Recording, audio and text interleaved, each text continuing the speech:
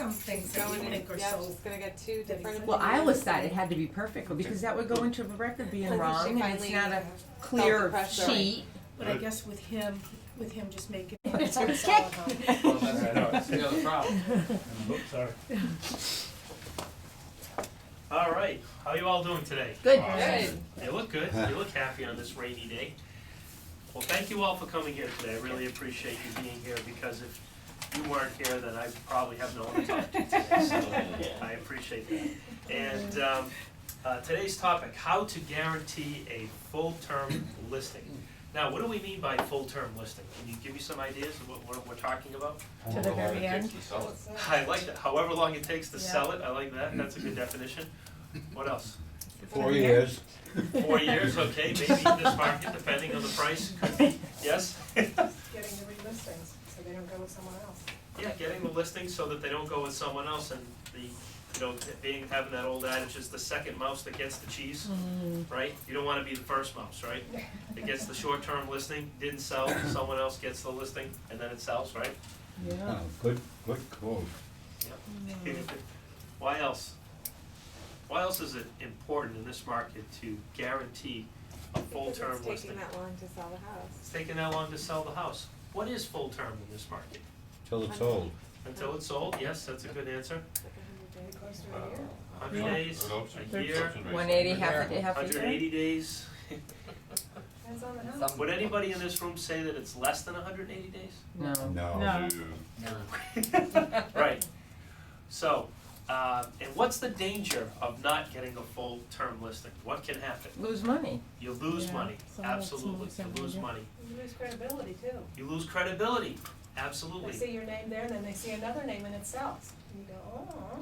Very good point, very good point. I had a conversation with an agent just last week about that. They said, I want to get this listing really bad. It's a great place for me to have my name in that neighborhood on that sign. And I said, and the person wanted to overprice it. And I said, well, probably the worst thing you could do for your name and your sign is to take that listing, because when it goes up and everyone sees it, and then it goes down and another sign goes up and then a sold sign goes on, you've done more harm than good. You were better off not having your name there at all. And the agent thought about it and said, yeah, I guess you're right. Right? It's the same thing with the full-term listing. Geez, I wonder what happened to that agent. No one thinks that there was something wrong with the house. They think there was something wrong with what? Us. The agent, right? Absolutely. Or should I have gone like this?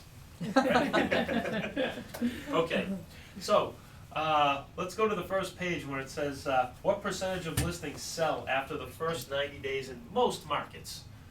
40. Either 10%, 20%, or 40%. 10. 40. 40? Yes, in most markets. In most Locally. markets. Oh, in this market. Locally, nationally, buyer's market, seller's market, in most markets, 40% sell after the first 90 days. Does that mean Oh, more than okay, 90 got days? it. I was Yes. kind of reading it differently. So Before 90 the days first goes 90 by days, you and were then No, it thinking? not so sells. much Oh, first, right. but yeah, I got, yes. Some of them don't sell at all, Right. some of them sell within the first 90 days. Right. So let me ask you this, if you took a 90-day listing, there's a 40% chance of what? Losing. Losing it, right? Yeah. Hmm. Would you bet your 60%. oops, Oh, no. Well, 40% are gonna sell after. So that means. what percentage of listings sells, you got me confused. What percentage of listings sell after the first 90 days in most market? 40%, so there would be 60, right? Is that right? Yeah. 60 and 40 is 100. No, I know that, I know. So 60 sells. 1 plus 1 is 2, right? Aren't you glad you have Linda here today? Well, you bring up a good point, thank you, I sure do. So there's a 60% chance of you not getting the, of it expiring in the first 90 days, right? And 40% of them are selling after the 90 days, so thank you, Art. I told I was you, so confused. Andrea, I told you Art is Still. always paying attention, he knows everything that's going on. I've got another question for you. Sure, go right ahead. If, in our presentation, we show that the number of buyers in that graph with the curve coming within the first few weeks, Yes, then why should I list for more than 90 days? If no buyers are gonna come and look at it, that might be a question. well, for instance, that graph that it shows that we get the most amount of activity in the Right. first 2 to 3 weeks, Mhm. and it shows that little curve that goes up in the first 2 to 3 weeks, that's when you get the most amount of activity. That's going to happen whether the property is overpriced or not. That's going to happen whether you have a 90-day or a 180-day listing.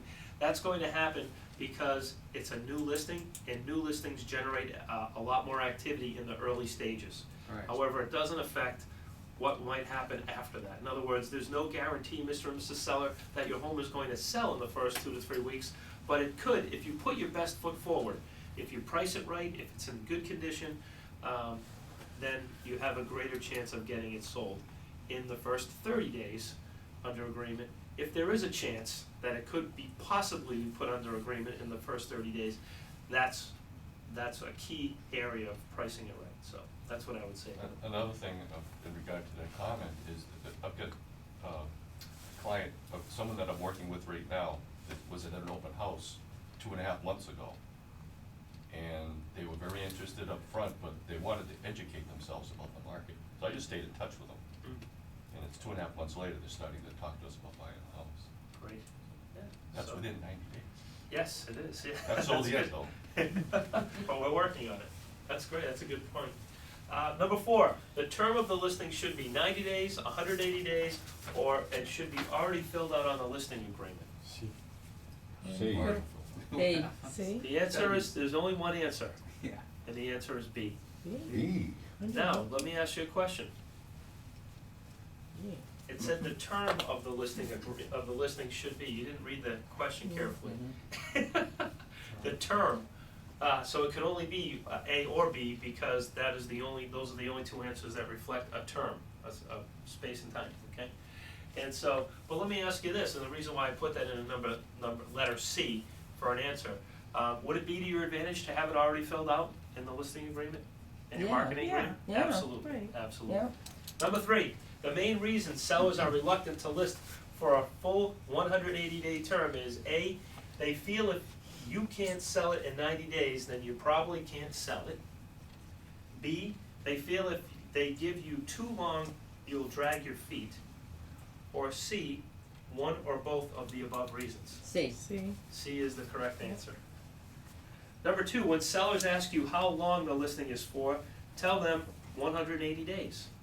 And A, hope for the best. B, as if it were perfectly normal and automatic. Or C, and apologize for needing so much time. B. B. The answer is B, correct. As if it were perfectly normal and automatic. Number 1, when sellers object to a full-term 180-day listing, you should A, negotiate a shorter term.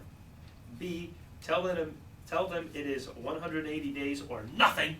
Or C, find out why and give them a reason why you need a full-term C. listing. C. C. Ooh, you guys are good. You know, whenever We're getting a better. listing. Yeah, we're getting better. I'm trying to get 9 months, Yeah, that's fine, that's reasonable, sure. not 180 days. Yeah, I would say go for it, absolutely. And you do that by showing them the absorption rate, and what, what the inventories are, go through the whole trend, well, not the whole trend graph, but what it needs to, what you Yeah. need to get the job done. You're showing them a reason, absolutely, absolutely. Now, going to the next page, I wrote on the top, it says the trick in this business is that when you get a listing, blankety blank blank blank, and the answer is make sure that it sells. Make sure that it sells. The trick to this business is that when you do get a listing, is that you make sure that it sells. You see, it's not good enough to get a listing. You know, in a seller's market, everyone would say, oh, just get a listing. And what would happen when you get it? What happens when you get a listing in a seller's market? it sells. It sells, right? Well, now, in this market, you need skills. And that's why you're here today, to learn the skills that it takes to help get your listings sold. In previous sessions, we talked about how to prospect for listings, how to qualify the seller for a decision. We talked about how to present to the seller, right?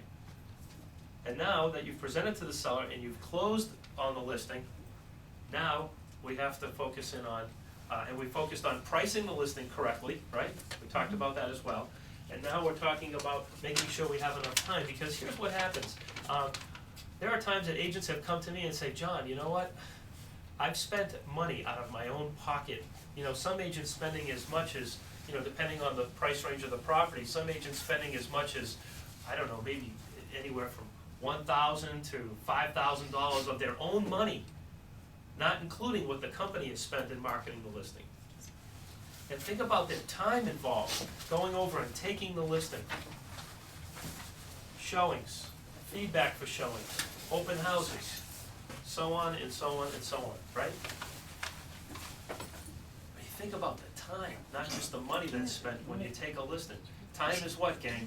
Money. Time is money. And so if you wanna make the most amount of Money. per Time. hour, right? Then you need to make sure that when you do get a listing, that it sells. Okay? Number 2, listings are the blank of the blank. Part of the business. I like that, that's good, that works. You can write that down if you want, that's good. Money in your pocket. Yep. Get big out. Name of the game. Oh, Andre Name of the game. gets a Oh, bonus prize. very good. Moving on to the next round for Andre. Go ahead, Andre, tell him what it is again, please. Say it again, please, what the whole sentence is. Listing is the name of the game. Listings are the name of the game. You got it. Name of the game. Great job. Number 3, you have to blank to blank. List to to sell. Oh, wow, you're all right. You have to list to sell, you have to list to eat. I had you have to list to last, right, in real estate? But yes, absolutely. You know, if you control the inventory, you control the market. You know, if you control your inventory, you also control your own personal income.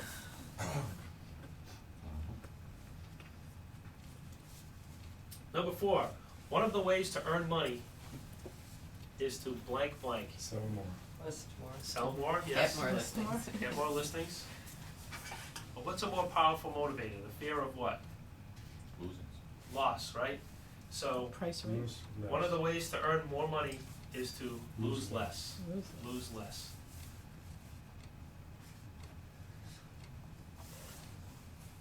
I love this one, number 5. All the servicing in the world will not sell a listing that is overpriced. These are just some facts that we already know, but things we've already covered, but are well worth revisiting.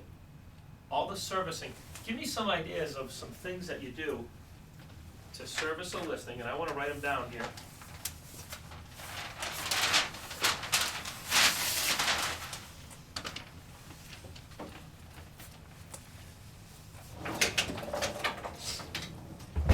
Okay, when I say servicing a listing, give me some ideas of some things that you do to service a listing. Weekly reports. Okay, weekly reports. To the seller, right? What else? Yes. Send out emails, Emails, postcards, postcards, open houses, open houses, brokers open. brokers open, right? Postings on websites. Website postings. What else do you do to service a listing? Talk it up at the office. Talk it out at the office. Call agents. Take and pictures, call. videos. Call agents. Pictures. Videos. Take out additional ads in the Oh. newspaper, like with their picture of the home. Ads. Call all your leads and prospects. Call leads. What's BOH? Broker open houses. Okay. How I have had no luck with those in this. Yeah, then don't do them anymore. What With else? what? With what? Wait, I'm kidding. What are some other- I'm kidding. What? Brokers What open else? houses. No. What else do you do to service a listing? Hey, listen, gang, here's a very simple philosophy that I have. If it works, don't fix it. If it doesn't work, stop doing it. There you go. What else do you do to service a listing?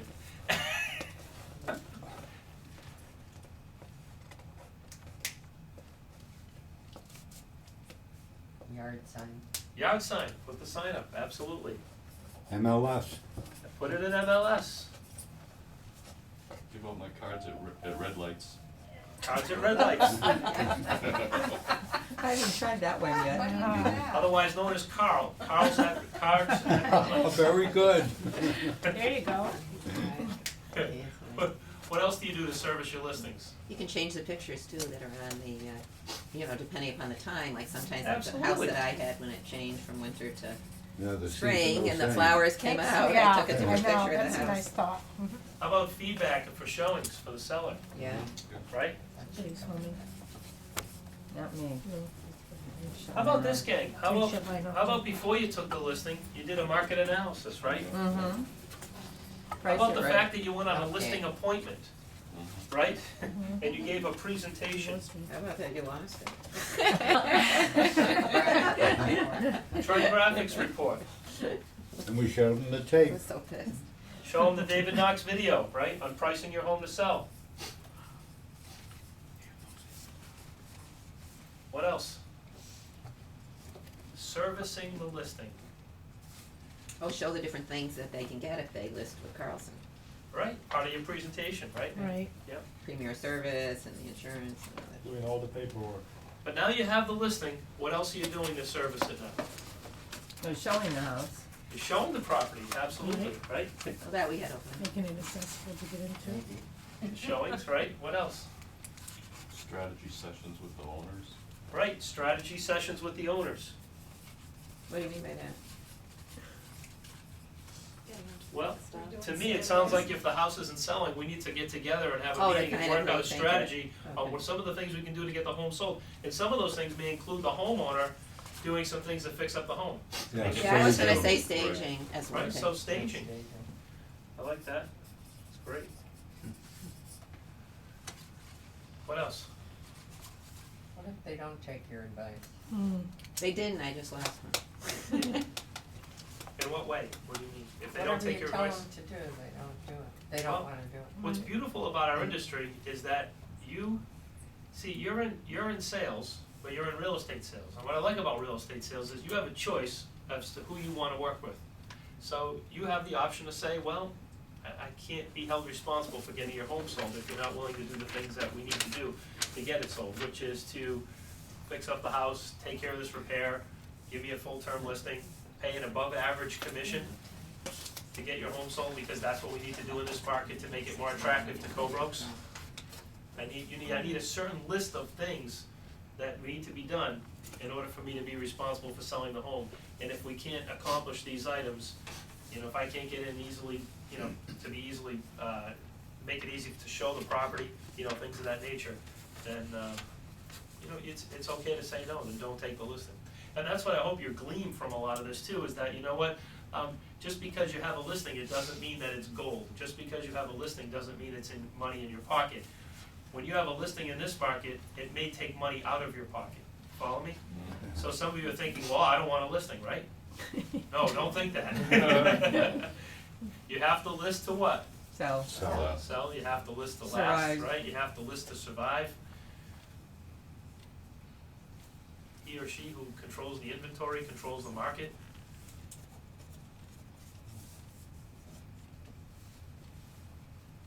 Still difficult. Number Yes, 6 is that's right. worse than no listing is a listing that doesn't sell. That's what I know.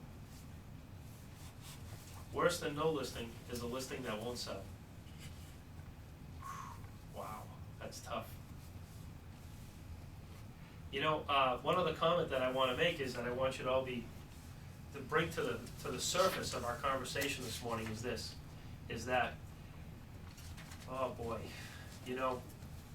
if you wanna reduce stress in your life and reduce stress in your real estate career and guarantee your income, you need more listings.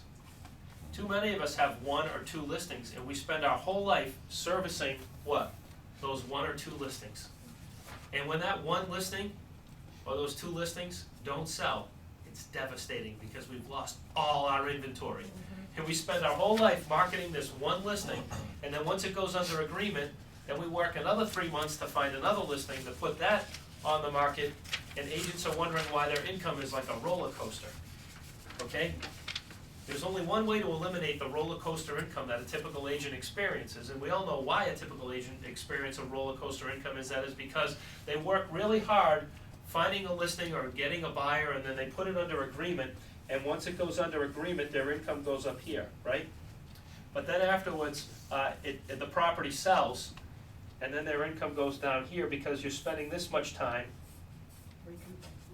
finding another prospect or putting something else under agreement. If you consistently prospect and you consistently bring in listings, and the only way, very simple way to do that is to consistently prospect for listings. In other words, don't call expireds for a week or a few weeks, get a listing, and then you get one, you go, okay, good. And then you spend all your life servicing a listing. Because what if it doesn't sell? Or what if something happens? What if, one time a seller called me after I put it under agreement and said, we changed our mind, we don't wanna sell.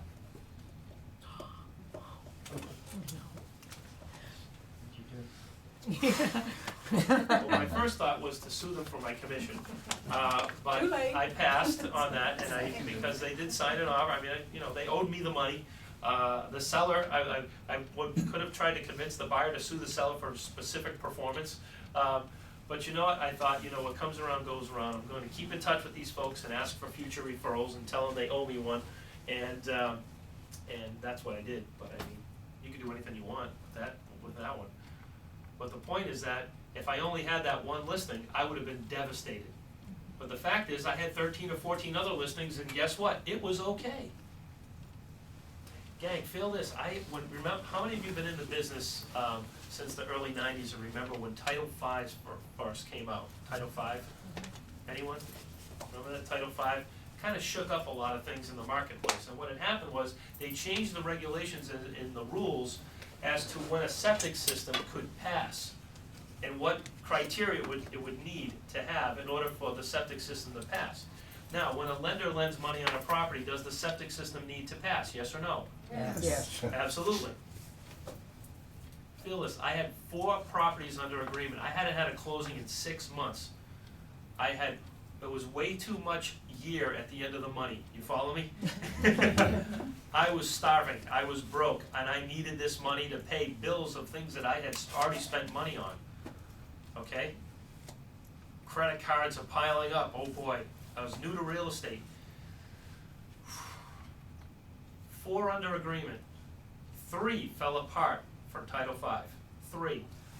Had nothing to do with me, right? I did everything I was supposed to do. A new law came into effect that changed the face of our industry. And it took out 75% of my income. Devastating. And it was that day again that I learned 4 isn't enough. You never know what can happen, Some people say, geez, John, why did you sell 90 homes a year? I said, well, because I had to, it's something that, if you have enough irons in the fire, you don't have to worry about the fire going out. And it's so simple to do that because here's the bottom line. I had just as many hours in the business as everyone else did. In fact, the more I worked and the more listings I was able to get, the fewer hours I was able to work in the business. I had more control of my time, more control of my income. And here's what I did differently than other agents. Rather than doing all these things over and over and over again and doing them to the point where I put my sellers into near coma, I would go out and get another listing and do some of these things. I would take some of these things that worked, someone else brought it up today, we said, geez, I've tried those things don't work that good. Yeah, I eliminated those things. So I'll be honest with you, I didn't do every single one of these things on this list because I knew I didn't have to get the listing sold. I knew I had to get it priced right, I knew I needed the right length of time to get it sold. Right. Because even if you price it right and the house is in good condition, sometimes, agents come to me and complain, I have a problem, I don't know what I did wrong. And sometimes I look at the market analysis, I said, geez, it looks like you priced it right, the house is in good condition, and then I can only come to the assumption, you took this short-term listing. That's the problem, a short-term listing. Many of you know that a lot of this material and a lot of things that I'm talking about come from Floyd Wickman courses, and I remember hearing Floyd speak one day, and Floyd was telling a story about a property that was selling on his street. And he had that situation where he thought the gentleman had spent $8,000 marketing this property of his own money, and it was $1.3 million property. And Floyd, he sat down and looked at all the details, and Floyd said, listen, you just didn't take the listing for a long enough period of time. Floyd also tells a story that when his first broker that he went to, his second broker that he went to work for, he called him HB. When he wasn't looking, that's what they used to call him behind his back. It was called Hitler's brother, right? HB. And this guy was tough, okay? And what would happen was Floyd would come in with a listing, and rather than saying, hey, Floyd, you got one, he'd say, come over here, let me see if it's any good. Oh, jeez. And he'd look at it, and he'd take out this red pen, and he'd circle things that he wanted changed on the contract. And he'd say, what's this short-term listing?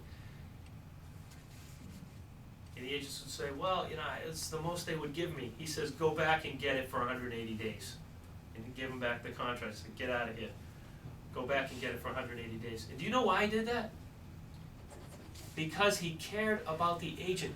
Gang, feel this, he didn't want to let them fail. He didn't want to let the agent fail. That's why he did that. Right? Best way to fail? Don't put yourself in a situation where you know you're going to.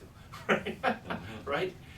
I took karate for years, and one of the instructors I had said to me, do you want to know, do you as a group, he was talking to the entire class, would you like to know the best form of self-defense? And we're all like, sure, absolutely. Why do you think we pay you every month to come here, right? He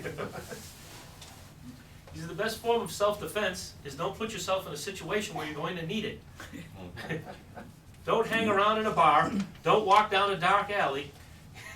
Right? Yeah. Don't put yourself in a situation where you're going to need it. That's the best self-defense. Wow. Best way to make more money in real estate? Lose less. Right? Don't put yourself in situations where you know you're going to fail. There's a great chance that you're going to fail. Too many of you are optimistic in the wrong ways. Right? Oh, I'm going to take the listing. It might sell. You never know. Well, what are the odds, though? What are the odds? If you're going to make a decision, always look at the odds. Okay? And then make a decision based on that. Okay. Number 7, all the advertising in the world won't sell an overpriced listing. Right. Oh, this one is so near and dear to my heart. Especially as a manager, being a manager for years, I've had agents come to me saying, my property isn't selling. I need to advertise. Can we get it in the paper again this Sunday? Please, begging me. We need to get it advertised in the paper. And by the way, these were always the newer agents that hadn't been to these classes because they knew what I was going to say, right? What was I going to say? Number 7. If it doesn't sell, it's overpriced. Right? If it doesn't sell, it's overpriced. That's very true. And I would also mention to them, all the advertising in the world is not going to sell an overpriced listing. Right? So we all know that.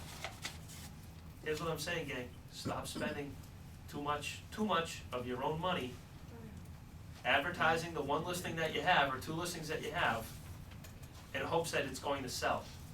Now, some of you say, well, I'm advertising so I can get buyer leads.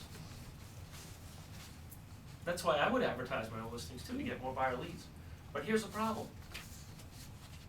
Buyers only call on properties that are juicy. You follow me? A buyer's not going to look at a property, see that it's overpriced, and call you on it. The best way to get buyer leads is to get a well-priced listing.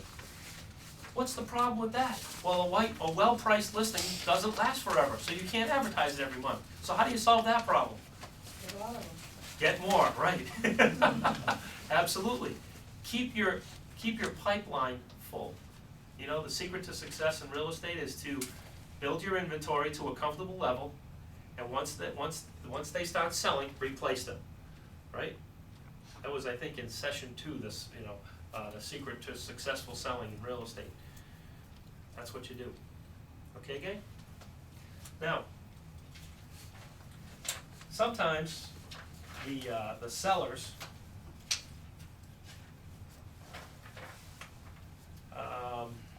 will come up with objections, and so on and so forth. So I promised you that I was going to share with you a 4-step track to help you go forward in making this work for yourselves and making sure that you get a listing and you get it for 180 days. Now, here's the point I'm trying to make to you folks as well. Here it is. If you can't get 180 days, don't take the listing. don't take the listing. Oh, but John, I'm gonna lose the listing. Look, you're already gonna lose it anyway. It's just this way you lose it quicker, right? You feel that? Some of you aren't buying this yet, right? Some of you need to experience what it is that I'm talking about and say, "Damn it, John was right." He was right. How about if it's priced class. right though? If it's priced right, even if it's priced right in this market, it still might take 180 days to get it sold.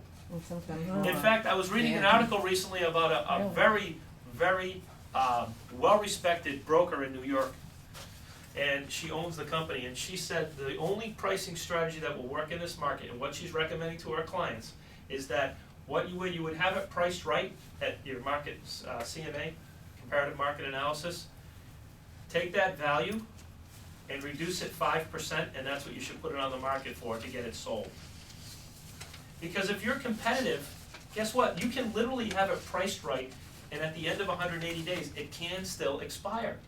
But you're looking at your market analysis and say, well, it's priced right. Yes, but what we're not looking at is there are 13.5 months of inventory in Hampden County right now as I stand here today. Too many listings. The absorption rate, people aren't buying them as fast as we're putting them on the market. Running out of buyers, right? Too many listings. Which listings sell? The ones that appear like a what? Yeah. Yeah. A real deal, right? How are you gonna make a listing appear like a real deal in this market? Lower the price. Lower the price, right. And you know, what's interesting is that, you can have these conversations with your seller. I mean, they're perfectly normal and they're logical and they make sense. And they're good conversations to have with your sellers. They don't often go for it though. Well, that depends on their motivation. My Paula brings up a good point. They don't often go for it. And there are two reasons why sellers don't often, when I say go for it, okay? And the reason why they don't go for it, with all due respect to ourselves, is we haven't done a good enough job explaining to them and giving them enough reasons as to why they need to do what they need to do. That's one reason. The second reason is their need to move is not greater than their need for money. In other words, they might be saying to you, as in we watched in the video last week where he said, your need to move has to be greater than your need for the amount of money. Right. If it's not, then stay where you're living. See, what's beautiful about my listing presentations that I would give to people is when they would disagree with me, then I would say, then stay here. I give them two options. You can listen to me and do it my way and get the property sold, or you can do it your way and keep living here. Which would you do? And I was always willing to walk away with a smile and say, you know what, it was great meeting you folks. I really do wish you the best in the future. And, if you ever do change your mind or your motivation, please give me a call. I'll keep in touch with you, send you a postcard every month. And keep in touch so that if you do change your mind, I'll be here waiting for you to help you in any way that I can. And that was it, and I'd walk away.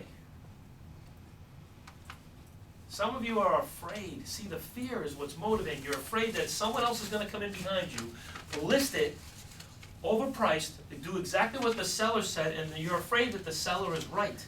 And you have to lose that fear. You have to let go. You have to get rid of that mindset, that mentality, that fear of loss.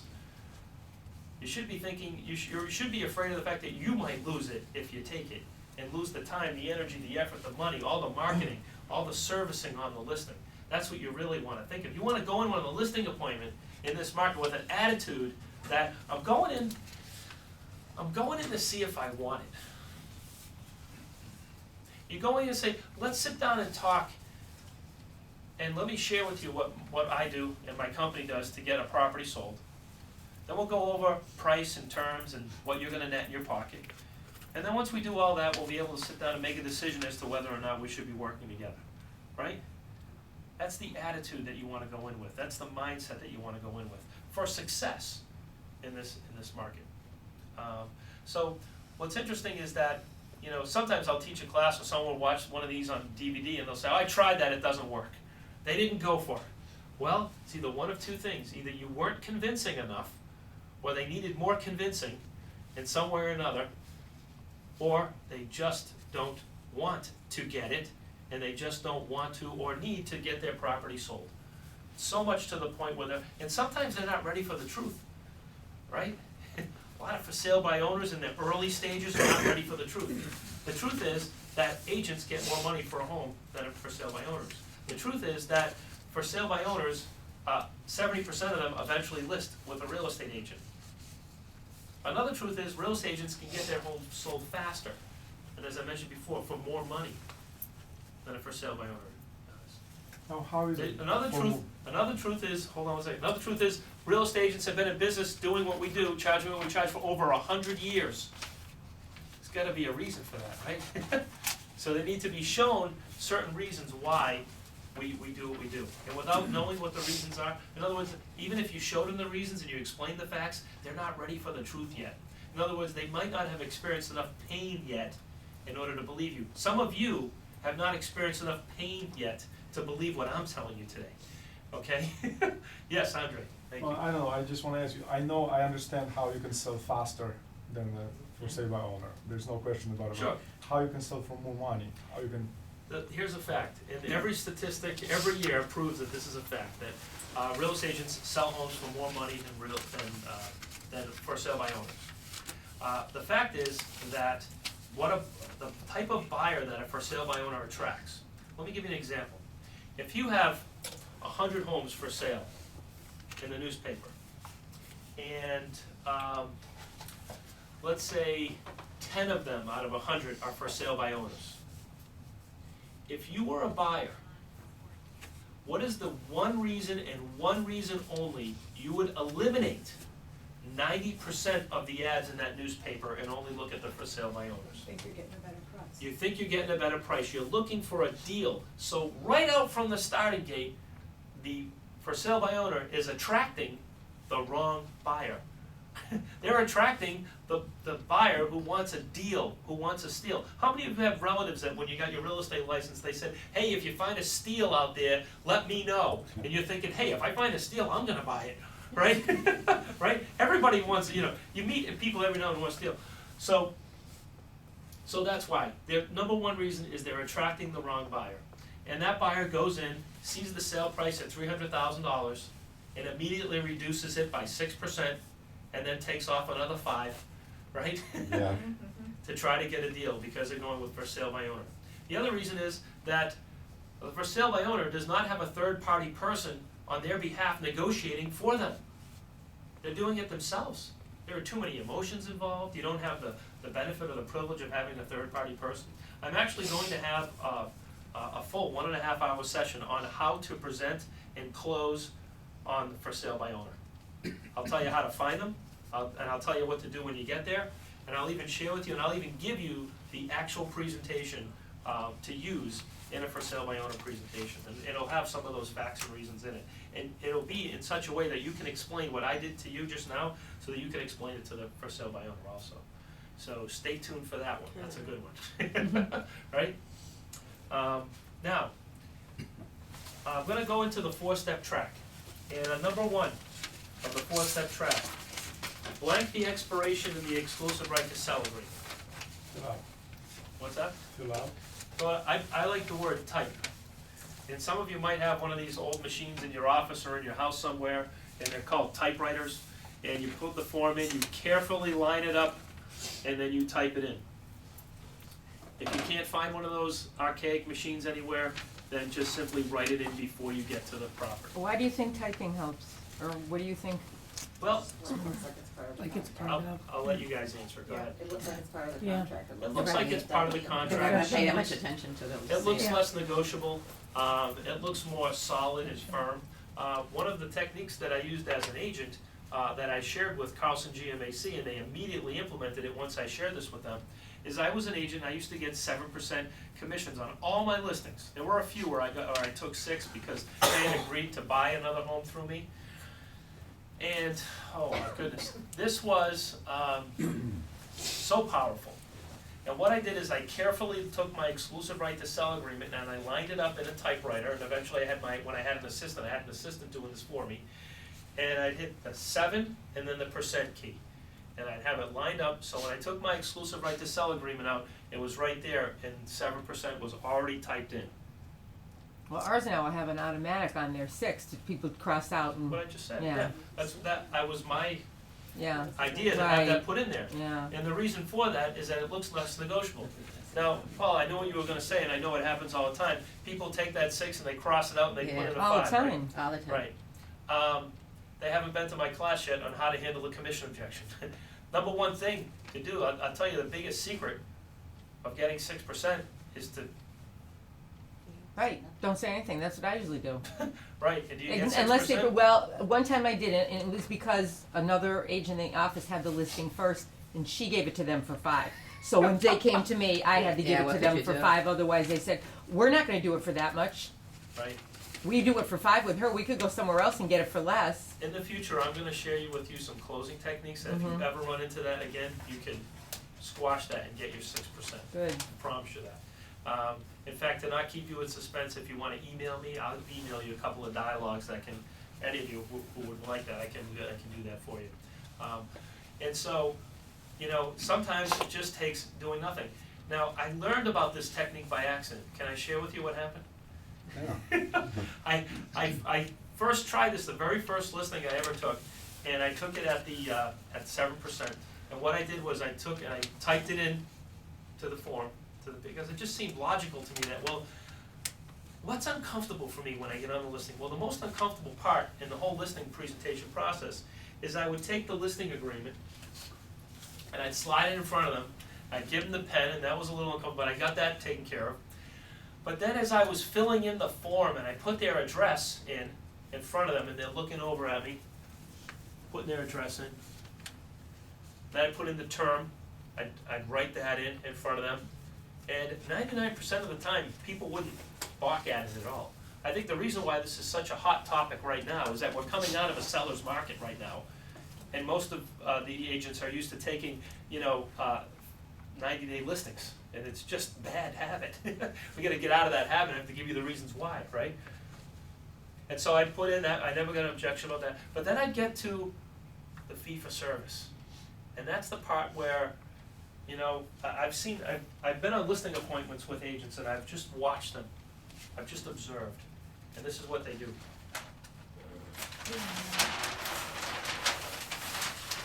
And here's another technique, the typewriter is black, and so is the ink on the paper.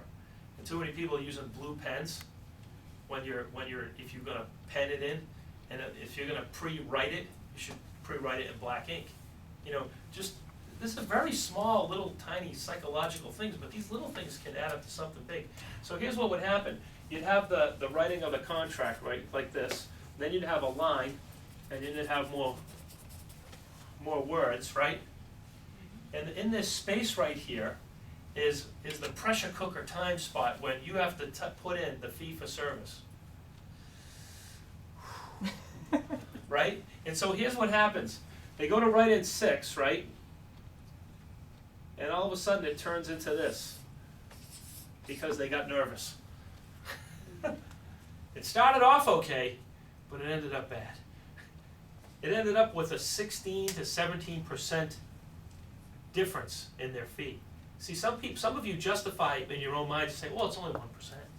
Let me ask you, if you had a real job and you're making $100,000 a year, and your boss said, you know what, I'm gonna reduce your salary by 17%, would you look for another job? Or would you say, okay? You'd probably look around a little bit, right? You'd probably consider, do I really wanna work here anymore? They obviously don't appreciate my value. Especially if you were delivering $125,000 worth of value in your job. And now they wanna decrease, how would you feel? Horrible. She did. But see, the difference between 6 and 5% is not 1%, it's 16 or 17% difference. In other words, if you have a $100,000 property and you are selling it at a 6% and it's $6,000 commission versus a $5,000 commission, the difference between $5,000 and $6,000 is not 1%, gang. It's 16%. Follow me? Yeah. That's a pretty big dive. How about this? There are a lot of little numbers between 5 and 6. There's 5.125, 5.375, 5.5, 5.6.25, right? 5.875%, a lot of little numbers in between there too. And so by having it pre-typed, the same psychology of having it pre-typed in, it's very powerful. So I'm getting back to the story. I type in 7, I slide it in front of them, and I will tell you the truth today. In fact, even as I think of it, I'm kind of reliving the feelings that I had. And I slid it in front of them, and I was so nervous that my mouth, literally, when I get nervous, my mouth dries up, and my throat dries up, and I can't even swallow because there's nothing to swallow. Have you ever had that much of a dry mouth? So when I get nervous, that's what my body does. And so by doing that, I literally, if somebody asked me a question, I literally could not speak. I couldn't talk. No words would have come out of my mouth. And I have to tell you, that was my saving grace. That was the best thing that could have happened. Because when I slid it in front of them, and even though I wanted to say, nothing came out. And because nothing came out, they just looked at the paper. They looked at it. The husband went like this to the wife. He went. And she looked at him and she went. And they looked at each other and they went. And she gave him the pen. She gave him the pen. He signed it. She signed it. She looked at me. She goes, "It's 7%, huh?" And guess what I did?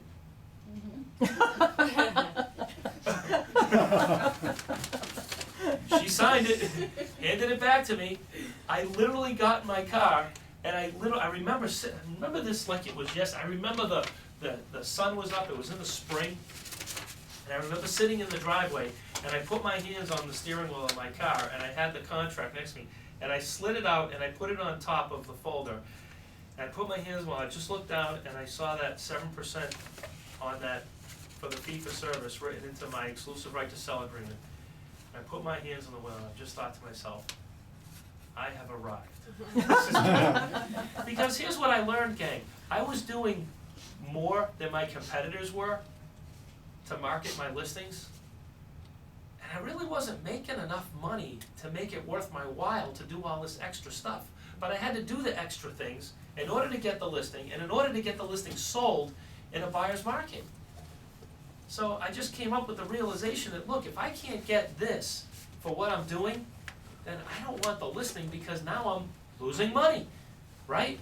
So to me, it was a matter of survival. It was obvious that, I had my checks and balances. I knew what I was spending and I knew what was coming in, and I thought, you know what, this isn't working. We have to change this, right? And so sometimes when people would ask, why is yours this when theirs is that? And I would say, because of all the things that I'm doing and the results that I get. And they go, oh, okay. And they sign it. Yes? Question, what do you think of the potential of just writing it out in letters, like 7 instead of 6? Yeah, doesn't matter. Yeah, it might be even better, yeah. Like Yep. the rest of the Yep. verbiage. Absolutely, yeah, absolutely. It's a good idea. I think Yes. something that a lot of us are missing is that negotiating is a learned behavior. And most people are not good negotiators. Most people get nervous when you negotiate. Yes. So when you go in there, not real confident about what you're doing, you go in, you've lost the edge, and the people on the other side, they probably don't wanna negotiate either. Right. Nor do they negotiate every day. So I think that you're right on target when you just say, keep it, don't say too much. That's a negotiating skill. Yes, absolutely. Because some people, when they get nervous, their mouth doesn't dry out like mine. Guess what they do instead? Talk too much. I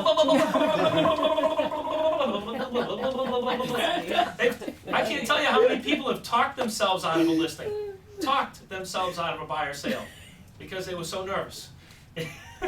Some of you are smiling, right? Yes. And also in a contract, it's not that way now with our fee, but when Right. there's a line and a blank, that says this part is negotiable. Absolutely, absolutely. So if it's in there and then they wish to ask you to negotiate that, Yep. then that's another thing. You're making it a little more difficult for them, which is good. That gives you the Yeah. opportunity to present those valid reasons why you shouldn't. And here's the bottom line, gang. You and/or any company in the world cannot survive on a certain number. It just doesn't work. How did we arrive at the number that we arrive at? Well, we need that to make a profit, to keep the doors open. You follow me? And you need that to make it worth your while. I mean, because after you get paid and you take out money for taxes and your own personal expenses, what's left? And the more you keep whacking that fee down, the more you're hurting yourself. Yes? And something else I believe you taught us also, that when you put that 6% there, people think you're making that 6%. Yes. And are you the Yeah. one that did that sheet Yes. that showed them how it's The net broken sheet, down and right. what you eventually, the percentage you, Yeah. and that's powerful, because people do, they think you're getting 6%, Right. you know, Yeah. or 7%, you know. What Sandy's talking about is I taught everybody earlier in previous classes, what I've taught everyone is that when you put your net sheet together and you list all the fees, you know, the first mortgage, second mortgage, right? And then what you do is you type out and you write out, and you can do this, you can adjust this in your CMA Pro program, okay? And what you simply do is you put the fee for service and you do this, listing, write out the whole word, I'm just gonna abbreviate it for the sake of this presentation, but you put listing agent fee, listing company fee, buyer agent fee, fire company fee, and you take the fee for service and you break it down to 3, 3, 3, and 3. And then you list, you know, Title V and attorney's fees and all this other stuff. And so it shows that, you know, and type out, not the percentage, don't use the percentage, use the dollar amount.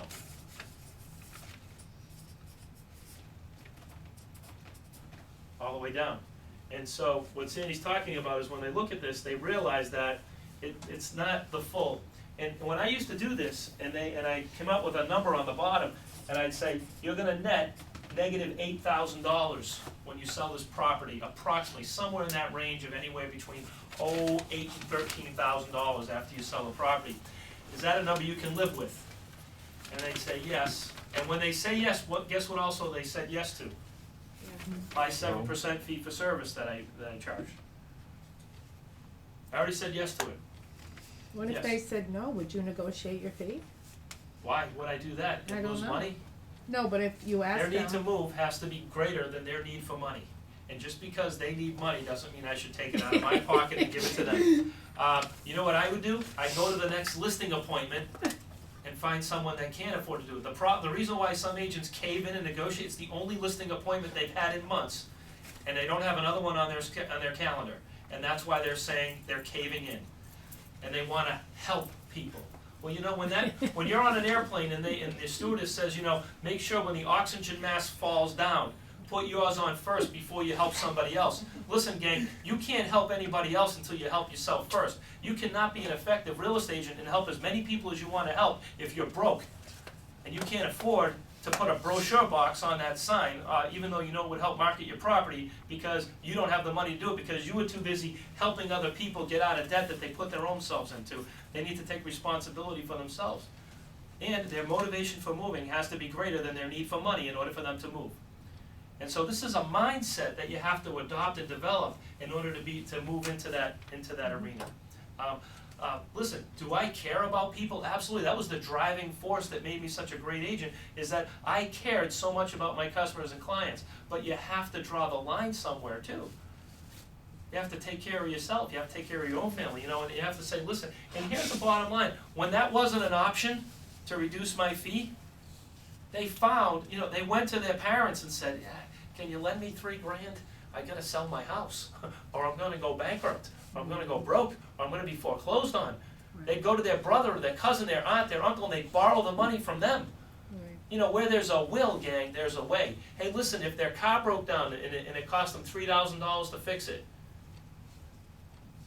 and they had to travel to work every day, what would they do? Would they take the bus? No. If they can afford that, then they can afford your fee. You follow me? Yeah. Think about it. When you have, but you see, that's the difference between dealing with people who have to sell and people who don't. And also dealing with people who have read books and internet articles and magazines that you should always negotiate with the realtor's fee down. They'll always bring it down. All you have to do is ask them. Listen, you can't look at a consumer report about selling their home without someone giving the advice that you need to beat up the agent. Because when you do, they'll cave in. Why? Because they have that lack mentality, right? And so you have to rise above that, be the professional that says, you know, this is what I charge based on all the services that I perform. Some people say to me, well, John, couldn't you also go in and say, sure, I'll charge less. How many of these services do you want me to take out and not perform? I never said that. I used to say I could do that, but the bottom line is if I take out these services, how do I know which one of these things that I took out was going to be the one that was gonna get your home sold, and because I took it out, your home didn't sell? I mean, that's not doing you any service, right? That's not helping you. I've got a lot of great things I can share with you at a seminar on how to handle a commission objection. You can tell I get very passionate and excited about this topic and this issue, and you know, make sure you're there for that one. That's a good one. How to handle a commission objection. I get very excited about that. Now, under number 1, I said type the expiration date in your exclusive right to sell agreement before when? Before you go out on an appointment, not while you're sitting at the table. It's the kiss of death, right? Doing that at the table. That way, it looks perfectly blank, and most of the time, they won't even bring it up. Are the forms we find online, are the PNSs there, could we type that in? No, they're not able to do that, no, You're not that's a doing good Do them question. online, 'cause you have the right person. When are we gonna get the fill-in form? It is You have available. it. I think it's there. Oh, It is available. it is, but I don't think you can go in and actually change the words on the contract. Not the words, but No. the fill-in, Yeah, the fill-in. You can do that now? Yeah, you A can. lot of I just used it a couple days ago. Okay. On a purchase and sale or on an exclusive right to sell agreement? Exclusive right to sell. Yeah, okay. Alright, good. That would look, Yeah, so you can type it in, so if you can type it in, by all means, It yeah. just it doesn't stand out. It's just you know, like address and unless you can change the type. Otherwise, it just doesn't stand out. Address, name, and the percentage just blends in completely. Well, that's the way our Well, old. Yeah, Thank you ours for is already sharing that. there, This is so already we don't typed have to, in. right, we don't have to Ours change is anything. Okay, Ours guys, say 6 too. alright, my seminar started at 10, okay, just, alright. So in the next blank, type in the word normal. Type in the word normal. It looks perfectly normal, and most of the time, they won't even bring it up. Because, you know, I want you all to ask me a question, and then I want you to notice how I answer it. And this is a technique that I learned from Floyd, and I love this, it's a great technique. And what he teaches to do is that once you close for the listing and you slide the form in front of them and you put it down, start taking all your stuff, all your papers, and start packing up, and start, put your head, and you put them in your briefcase like this, okay? So I'm gonna give you the form, and when I give you the form, I want you to say, how long is the listing term for, okay? Ready? Go. How long is the listing term for? 180 days. That's And a then long go back time. and start packing your stuff away. Look up, perfectly normal, like 180 days, okay? Try that with me, ready? How long is the listing term for? You say, 180 days. you guys are good, I usually have to do that like 3 or 4 times when I do this class. You all did it really good, you all looked like 180 days, it's perfectly normal, yeah. You guys are good. This is great. Okay, so, and sometimes, on number 1, they don't ask, and they just sign it. Step number 2, sometimes they will ask. If they do ask, how long is the listing for? DW. Don't worry, Don't wiggle. don't wiggle.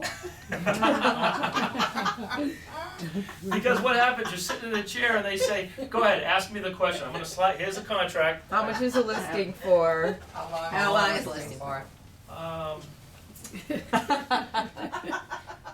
Well, because, you know, I need,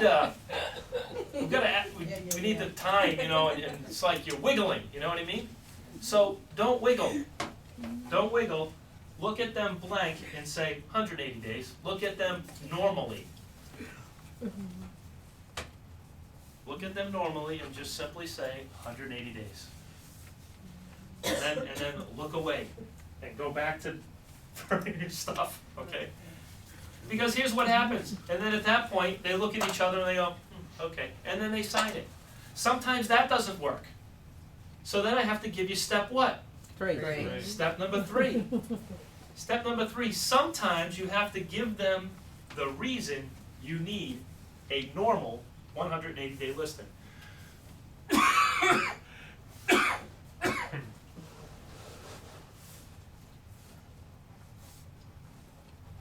Number 3, give them the reason you need a normal 180-day listing.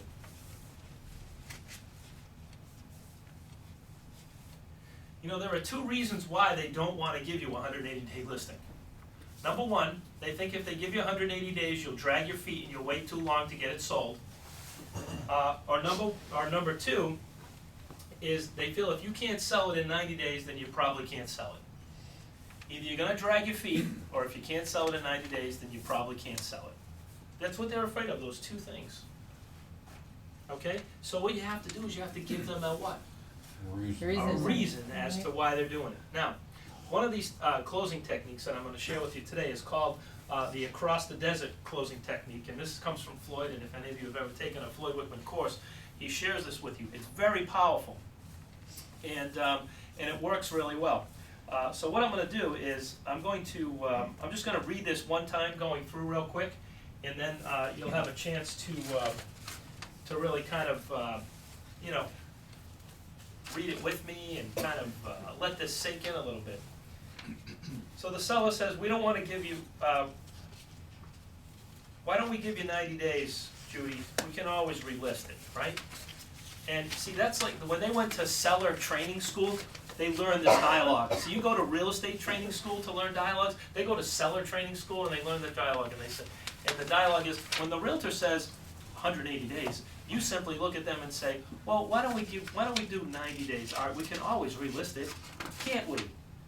Right? The sellers even do the head movement and everything else. They're like, yeah, right? They're really good.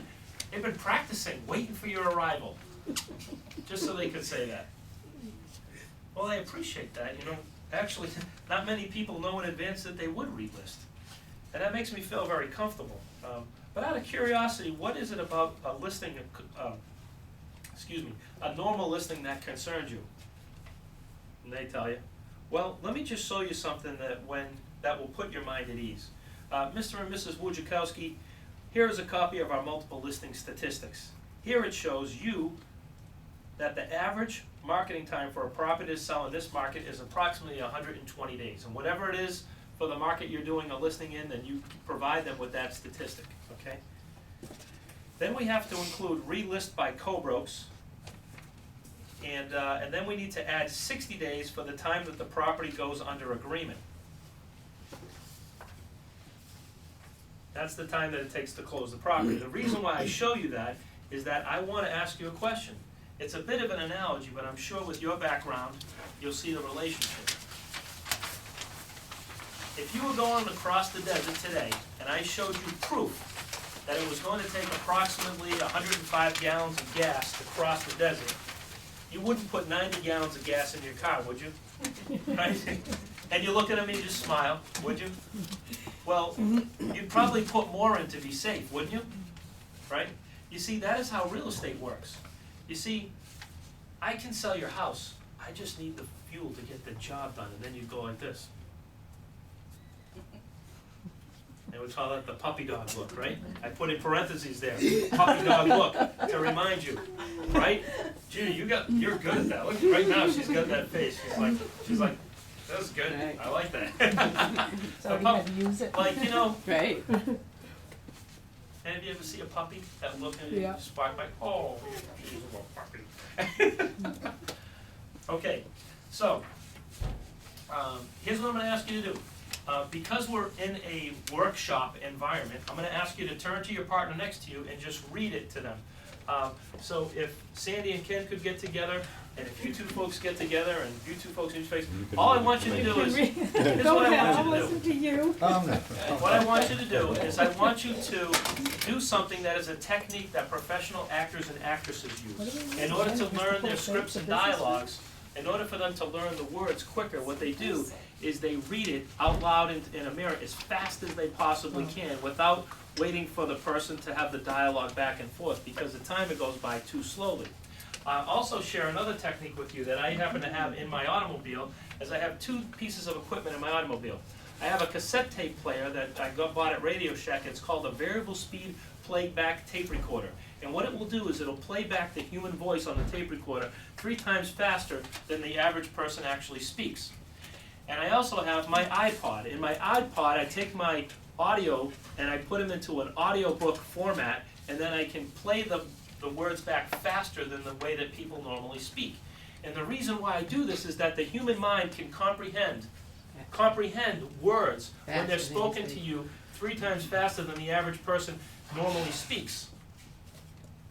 It also saves me time. I can listen to a 45-minute cassette in 30 minutes.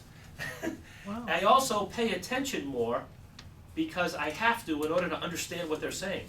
You follow me? So what I'm going to ask you to do is, with your partner right now, read it. You don't have to read it loud. Some people will say, when I say read it fast, they say they're screaming it. Well, I appreciate that. No, just read it. Just read it as quickly as possible to your partner, and then your partner will read it as quickly as possible back to you. And when you're done, just simply, I would ask you to stop talking if you can, and then just look up here so that I know you're finished, and then that way we can move on to the next step. And the reason why I'm doing this is because, you know what, gang, I market these as workshops, not lectures, not seminars, they're workshops. So sometimes we come in, we do a little work, okay? The other thing is this. Here's my fear. I've presented the information to you. I've read it to you one time, then we move on to the next subject. You get in a real life situation and you don't remember what to say. And so if you do it just once, you say it and you hear it from another person, and you've heard it once from me and you've read it once, you walk out of here with at least 3 times having this in your brain, so that when you walk out of the room, and if you go on a listing presentation tomorrow night, at least you'll remember some of it. At least you'll have something to say. You might not know it verbatim, some of you will, but at least you'll have the analogy down so that you're able to get your point across. You follow me? Okay, Lauren, I'll be your partner, and let's go. Ready, go. Ready, are we? Can I read it? You'll read this one, right?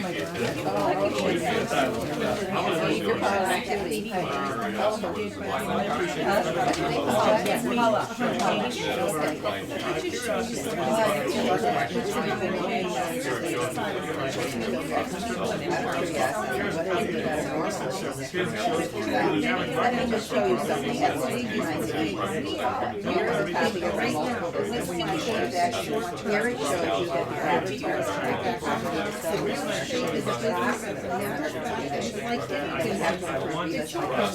then we look at that 60 to 80% of the property is unlisted, but after that time, the reason why I show you that is just give an analogy, but I'm showing you that you are in the process of approximately 100 cash your box. You would put 90 gallons of gas in so we can put more so that you see that it's the last they work. I just give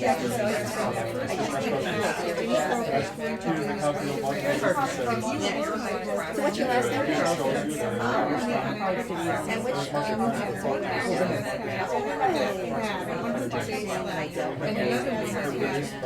it's all the house and then we told them Darling. That's right. Girls there.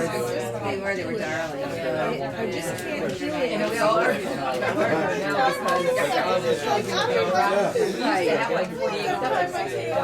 Wow. This gal's been there a long, long time. Yeah, I know Pam real well. Okay. So we're a little bit broad in the sense, but I mean she's shorter, a little bit broad, short hair. Okay, she's Sweetheart. Yeah. So she was darling, so we worked together, and oh my God, this crazy woman that we were working with. I wasn't on the buyer's side, she was on the seller's side, and my buyer was absolutely Let's get the age. and I mean, we just both kept our sense of Do you know what they found out? She's easy to work with that way. She's out front. She never gets that. Yeah. She's just real good. Yeah. Been in there a It's long like time. the other. Yeah, I know, she told. I mean, we went out to lunch. Yeah. my Oh, yeah. God.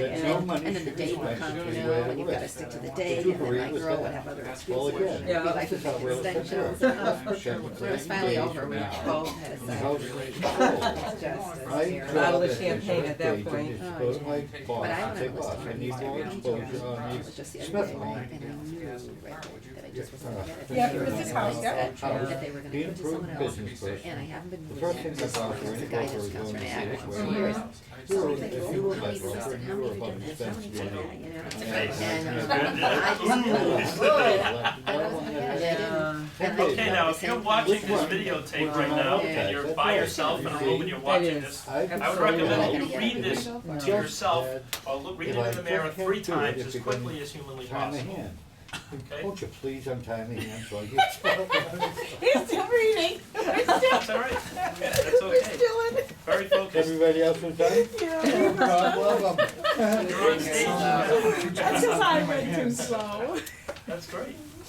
So, so again, if you're watching the video, it might be a good time to pause it, or maybe, you know, just read it over and over to yourself again and again.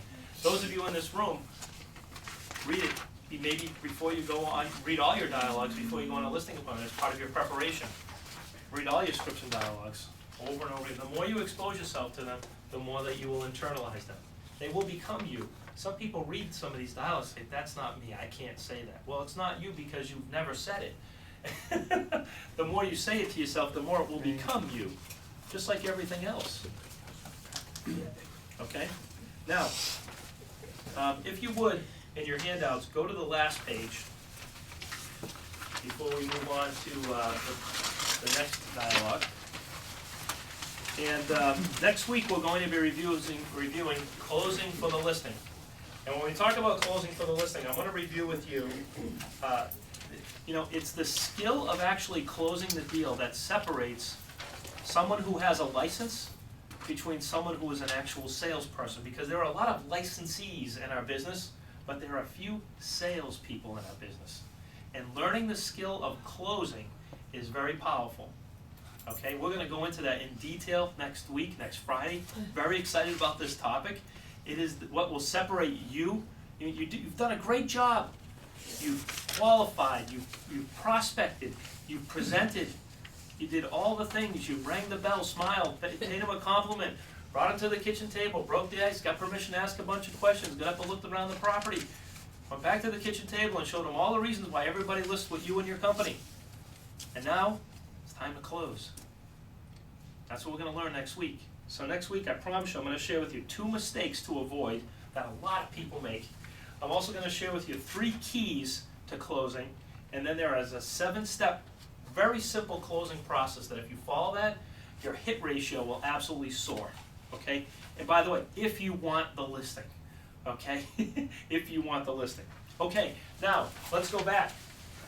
Sometimes you use that dialogue with them, and because of reason number 2 that they don't want to list with you, you have to use this one. Step 4 of your track is what I call the business risk. Now I'm going to read this one, and I want you to kind of feel this and just kind of think about this for a minute. If you knew I could get your house sold quicker, if you gave me 180 days than if you gave me 90 days, would you give me 180 days? Right? Because sometimes they think they're going to drag your feet, right?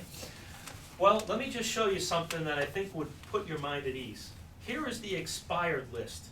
And here's what I would recommend that you do. When you go on your listing appointment, part of what you should have in your, because there are several techniques that you're going to be able to use, and what I want you to use, and you're going to have to refer to your expired list. And what I would ask you to do is I would ask you to take your expired list, print it out, not in color, in black and white, and print out all the expireds that have occurred in all of Hampden County in the past 12 months. And by the way, if you did it on one property per page, and then you tape them all together back to back, and then you just kind of roll them out on the kitchen floor and say, these are all the expireds. People will do anything to avoid getting on the loser list, okay? This is the expired list. They want to avoid getting on that list. They don't want to be the expireds gang, right? So to avoid that, you need to have a visual though, okay? And in order to present that properly, this dialogue properly, you need to have that visual, okay? And get the expired list out. So a little bit of homework after you leave the class today is to get a list of expired properties and keep them with you everywhere you go, and carry them with you on all your listing presentations, because you're gonna refer to that list. And they might say something else, and they might say, well, we wanna lower the fee. And you say, well, my fee is 3%, and then, one of the things that a lot of the people on this expired list have in common, and point to the expired list that you have, is that they offered a less than average co-broke fee. So in order for you to not get on that list and be one of these people on this list, you need to offer a higher than average co-broke fee in order to make your home more attractive in this market. Does that make sense? Right? And again, have the visual there. Remember, never tell anybody something you can Show them. show them. A picture's worth $1,000. Dollars. You got it. Way to go, Lauren. All right. Now, here's the expired list. Many of these people have two things in common. Number one, they didn't sell their house. And number two, many of them were thinking the same way you're thinking right now. Let's give the agent a short-term listing. But do you know what they found out? That real estate is a business. As a matter of fact, it's like any business. It's like your business, Mr. and Mrs. Seller. Correct me if I'm wrong. Do you agree that with this business philosophy, that no money should be spent until you weigh the risk? Do you agree with that? Was that what you would do the same thing in your business, right? Well, again, that is how real estate works. Let's pretend it is 80 days from now and your house isn't sold. My job as your direct agent now is to go to my boss and say, boss, I need more exposure on the Smith's house. Being a prudent business person, the first thing my boss or any broker is going to do is weigh the risk. If you were my broker and you were about to spend some money on advertising, and you had one house that had 100 days left and another one that had 10 days left, which one would you not advertise? That's right, and in your case, that would be whose property? That's right. You see, Mr. and Mrs. Seller, I can sell your house, I just can't do it if you're gonna tie my hands. Would you please untie my hands so I can get your home sold? Please? I mean, people can relate to this. It's a relatable event. You follow me? Okay, so let's read this one to each other real quick. Ready? Go.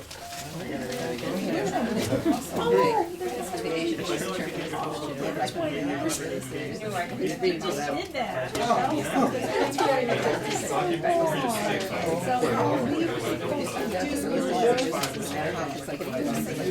Oh my God, no wonder he did. Mrs. probably, and we were really good because he did this all the time. And we were still reading. No, I have 10 days left and another 10 days left, which is not advertised. Give the puppy dog. Then I have to lose my bill today. You see, I can sell your house, I just can't do it. My hands. There you go. Perfect. And it's like, so when I went in and you wanted to sign a thing, to say that you're the buyer's agent, I could go down and sign anything. I said, sure, sign this, but I came in, my number, and he's telling me I should say everything. No, we don't sign anything. But you notice that, it's like everything you don't need. That's why these things are all fun to listen to. But sometimes they work. It just depends on what I need. And I really think these people, I can a girl or, just figure out what they're gonna do, and for whatever reason, have me come in just to get it at a price. But he listed it for $585, and I had just anywhere from like $575 to $590, so I was like, and that's why I say they just had a preconceived, knowledge. So-and-so is more familiar with this. Or somebody, Or somebody said this person's really good, and we used her before, and she's kind of new, and da-da-da-da-da, Have you whatever. ever had anybody ask I've never had anybody ask me when they were doing it, this is the first person. And you know what my answer was? It seems like forever. And that is exactly what I said, and I think there's only one person. And then the last person was expiring in 2 days. Is this your full-time job? Well, they asked me that, I said, oh, yes. I said, absolutely, and it's not either, it's not mine either. What else do you do? I make jewelry. Oh, I make jewelry too. But I noticed your necklace. Yeah. This is I didn't make it, I have You made didn't make it, well, yeah. somebody did, I know, obviously. but it's, yeah, I just jewelry, I tutor kids for 6 years, Yeah. that's how I know so many people in their office do it, but they do. 5 seconds left. So that part has been fun, and, I mentored G3, I see, so, so I'm still in education field. It's just fun, I just, you know, I can go for it for 3 months. Well, that's a good thing. Yeah, so I like that. Just a good time.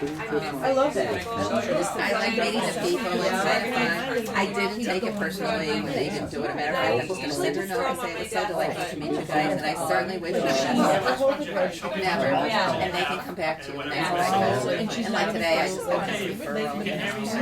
Oh, I don't know if she says just. I like that tech. I learned that from the last summer I went to for short sales. Some of you've seen that, and Jody O'Brien used that technique. Everyone was talking, she said, if you can hear me, say shh. And so half the room said shh, and the other half went, oh. I like That's what you do in a those. classroom though when you teach, or if a parent Really? yells, I always say to the kids, if your mother's yelling at you, just talk very softly back, Right, because then they're gonna stop. yeah. Yeah. Because they have to hear you. That's right. Oh, I like that, that's Yeah. good. These are good, I like that. I'm learning. I come here to learn. Well, see, I can teach you guidance, but I can't teach you real estate. Well, you and I will trade off. All right, we'll trade off. Great.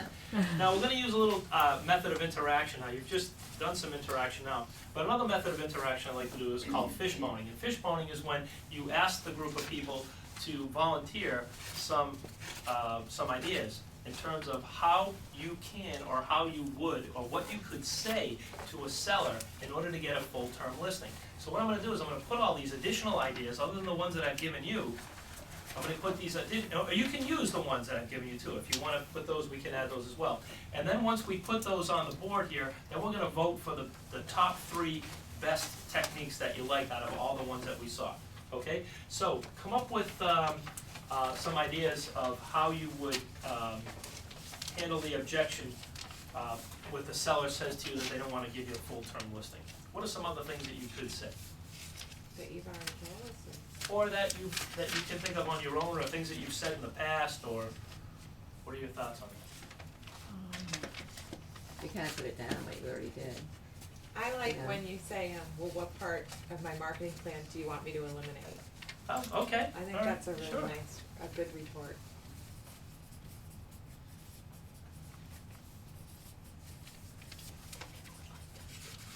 Okay, what else? I do, because you're worth the money. Well, sometimes I just say to them, you know, what other things would you suggest that I do? You know, that doesn't go along with your 180 days, but with the marketing. Because they usually say, well, how are you gonna market? And I'll tell them, and then I'll say, well, what else would you like me to do? And sometimes, you know, they'll come up with something that maybe I do, but I Right. forgot to tell them. Okay. So then I bring that up as well. Okay, so how should I word that up here then? Say, What else would you like me to do to Okay, market your good. property? And then that kind of puts them in control, and you're just not in control, so they really feel that you're in partnership. Oh, so it kind of Gives them, builds you the know, you partnership. empower them a little bit. Good, I like it,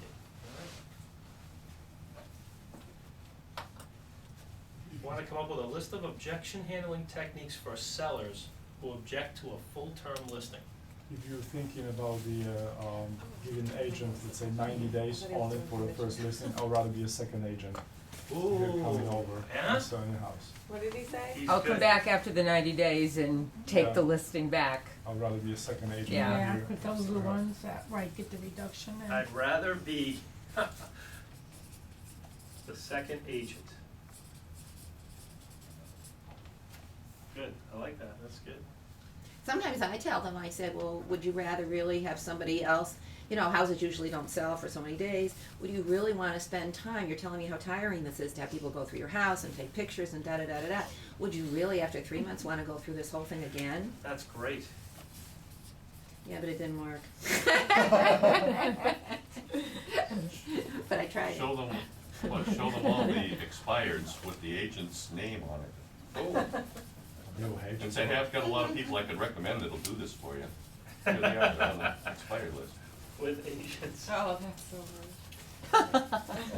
I like that. Yeah, And you know, some of these things you can do with a smile, and they'll Oh, yeah. smile too, you know, Yeah. if you have the right personality The for it. Right? plan, the marketing plan, that's for commission objection, I'm sorry, I didn't. Yeah, that's I fine. Well, just like with me, I I didn't put hear it the into, question. yeah. All right, so these are for commission Right. objections. Yeah. right? So we'll stick with, but they're good, and so we'll stick with these for, seller says, I only wanna give you 90 days.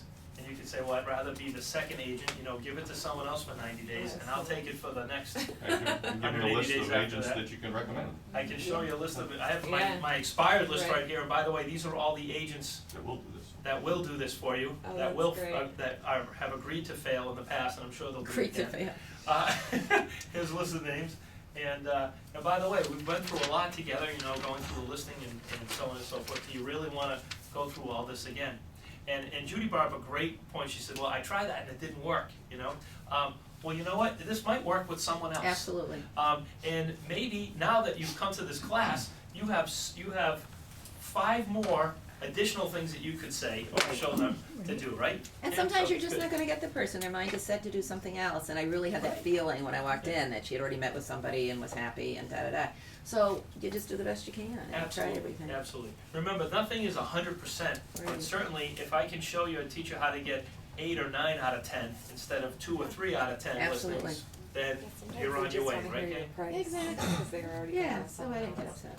Sometimes, they're under the misconception if they list with another agency, that the days on market is gonna go away. Ah, Right. yes, so explain days on market, right? Yeah, Oh, that's great, because in our MLS system, it stays with them now, right? Where before Oh, that yeah. wasn't the Yeah. I case. think if you take it off for a certain amount of time, it'll, 6 months. Yeah, And it'll disappear. It does disappear. Yeah. Right, Yeah. but if they Isn't need it to, 6 this goes months? back to, do you It's need to 6 sell? months. And listen, but they're not anyone gonna that take it off needs, for 6 months. anyone that needs to Right. sell their home Right. cannot afford to take their home off, list it for 90 days with one agent, take it off the market for 6 months so they can list with another agent, so it doesn't show up as days on market on the computer. And going back to what Andre was saying was, you know, I'd rather be the second agent, but here's my concern. My concern is that after you list with that other company for 90 days, and then I list your property for sale, and it takes me 180, the normal length of time to get a property sold, let's say 180 days, then I have to add their 90 days to my 180 days to marketing your property. It's going to show up on the computer as the cumulative number of days on market, it doesn't go away. So that's my concern. And that's why I need the 8% listing, because I have to undo the damage that was done in the first 90 days. Good one. I love 8% too. 8% now, I like that. 8%. In case you didn't hear that on the DVD, Andre said, that's why I need an 8% listing to Right. undo the damage that the first agent already did. Andre, That's good. smooth, you get.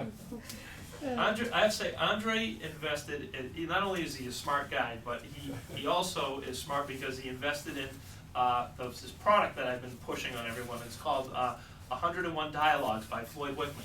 And they come in DVD, right? And you can Yeah. listen to them and watch them. And Andre's been listening to them, right? And I don't think you can listen to them. you have to watch them, You have right? to watch them. Okay, so I you mean, have to, you just physically you can't listen because there's no option of listening to them. Right. You gotta watch them. yeah, so you watch them, you know, and the visual, you have the visual and the words are there, and as you're listening and watching at the same time. And, you know, it was $200, and when I mentioned it, a lot of people said, oh, $200, well, I'm not gonna do that. But yet, people will spend $200 putting their business card in their church bulletin and get no phone calls, Yeah. right? And so, but, 300, you know, wow. and like Benjamin Franklin says, and I've said this 100 times, you're probably I need sick of to hearing get this, but mine, I'm not doing the it this more, year. Benjamin Franklin said, if you take the coins from your purse and you invest them in your mind will put coins in your purse, right? Yep. So invest in yourself, invest in your mind. I heard a great analogy this past week. I was listening to a motivational podcast on my iPod, and the gentleman said that if you had to pay $1 million for a computer, and this computer you were using it to run your life, would you make sure that anything you put into that computer was only good stuff, yes or no? Mm-hmm. Absolutely. And then he said, would you pay $1 million, if someone gave you $1 million, would you give them your brain? No. No. He said, so what you're telling me is your brain's worth more than $1 million, right? And if you wouldn't put bad stuff into $1 million computer, why are you putting bad stuff into your brain? And why wouldn't you put good stuff into your brain? And guess what? If you look around you in society, you look around in the world, everyone is constantly trying to put bad stuff into your brain. And so what you need to do to combat that is you need to put good stuff into your brain, right? And so what have you done in the past week to put good stuff in your brain? Stop watching TV. Right, stop watching TV, or listen, That's a you hard know, one. spend the $100, you know, Spend the 200. Spend the $200 and put that good stuff in your Dancing with brain. the Stars. You'll be able to repeat that information and give it back to other people and then help you and help them all at the same time. Is that interesting or what? Very powerful stuff. Any other ideas as to what we could say to the seller about, you know, if they, to handle the objection of they don't want to, give you a full-term listing? Well, this is a concept that you think of, you may not get into the full explanation of this, but if some sellers sort of get a reputation of being difficult, they keep switching agents, and then there's a perception that there's something wrong with that house. Yes. In the public's mind and in Yep. the agent's mind. Why isn't Right. it selling? Why can't it get sold? Why do they keep switching agents? They all can't be bad. The people are difficult. Right. And just to add to that, which is something that's popping up, we had our first auction in Wilbraham. You did? Yes. And the house is a beautiful, wonderful home, and there's no problem financially with the people, but the perception is, oh, it went to auction, they must be about to lose it. Right. That's what the Yep. public sees. Oh, and yes, the comments are definitely. being Oh, made yeah. about that, Oh, yeah. And that's not the case at all. Yeah. This morning just reiterated Why would that. they auction? Great. So let's have a vote, because we're out of time. How many people vote for the, pick your best dialogue that you like the best? Some of you, of course, I hope you pick your own. Well, absolutely. And so I'm gonna ask each person which one you like, and you're gonna raise your hand, the person, of which one you like the best, and we're gonna vote on the top 3, okay? So how many would vote for, out of all these, the best one is, I'd rather be the second agent? I think the combo of the 3, 1 and 4. Okay, And all right, show you can them vote, you can vote for both, how's that? It's like Alright. someone votes for president, you shouldn't vote for yourself.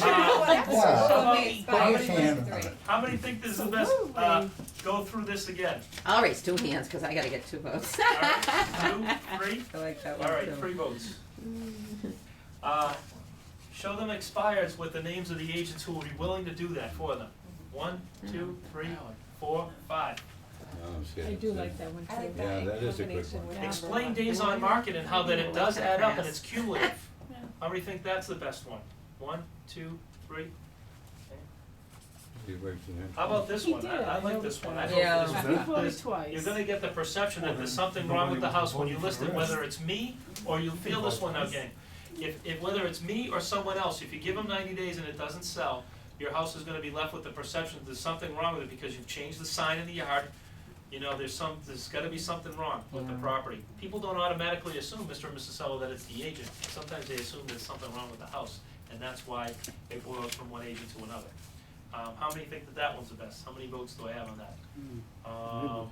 4, 5, 6, You wow. voting again? That's a good one. That's a total Yeah. more than the number of the. Better one. So the best dialogues are, so we just skipped the 2 in the middle. The best dialogues, I'd rather be the 4, 5, second 6. agent, show expires with a list of names, and the last one is, having to, you wouldn't wanna have to deal with the perception that your home is, that there's I would something wrong never with say your that house. to anybody. No, Gang, yeah. thank you very much for coming Thank today. you. Give Thank yourselves a you. round of applause for doing such a great job. And I'm looking forward to seeing you all next week. Yeah. Tell your friends. I have a Okay? one that's gonna Have a great expire day. on Sunday. I'm gonna use that bottom one again. Yeah, the bottom one's good, they keep switching. They had 3 agents already. Yeah. I was the third. It was For you, still I'd like to ask They're you looking for quickly. the The one that